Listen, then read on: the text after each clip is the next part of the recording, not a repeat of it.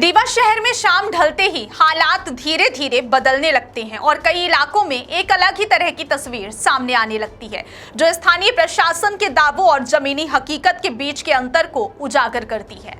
बजरंग नगर स्थित शराब दुकान के पास का इलाका इसका प्रमुख उदाहरण बन चुका है, जहां शाम होते ही लोगों की भीड़ बढ़ने लगती है और कुछ ही समय में यह स्थान शराबियों के जमावड़े का केंद्र बन जाता है। क्या आपको बोरवेल करवाना है लेकिन लोकल और सस्ते पाइप्स लगाकर हो गए हैं परेशान? तो अब आपके शहर में आया है न्यूट्रॉन 40 kg बोरवेल पाइप। दमदार क्वालिटी के साथ 10 साल की गारंटी, ज्यादा मजबूती और लंबी उम्र का वादा। तो अगली बार बोरवेल करवाएं, केसिंग पाइप सिर्फ न्यूट्रॉन 40 kg ही लगवाएं। बजरंग नगर स्थित शराब दुकान के पास का यह पूरा दृश्य शासन और प्रशासन के उन दावों पर सवाल खड़े करता है, जिनमें नशे के खिलाफ सख्त कार्रवाई और युवाओं को जागरूक करने की बात बार बार दोहराई जाती है।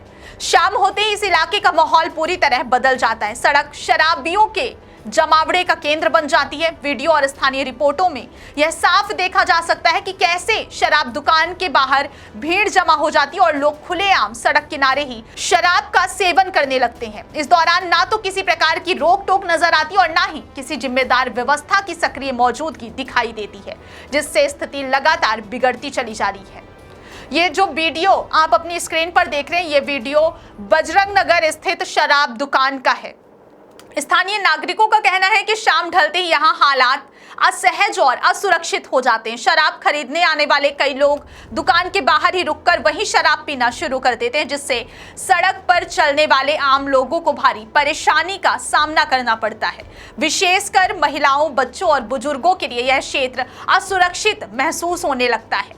कई बार लोग मजबूरी में इसी भीड़ के बीच से गुजरते हैं, जिससे असहज स्थिति पैदा होती है। इस पूरे क्षेत्र में यातायात व्यवस्था भी बुरी तरह प्रभावित हो रही है। शराब दुकान के आसपास वाहनों की अव्यवस्थित पार्किंग आम बात हो चुकी है। लोग अपने 2 पहिया और 4 पहिया वाहन जहां तहां खड़े कर देते हैं, जिससे सड़क पर जाम की स्थिति बन जाती है।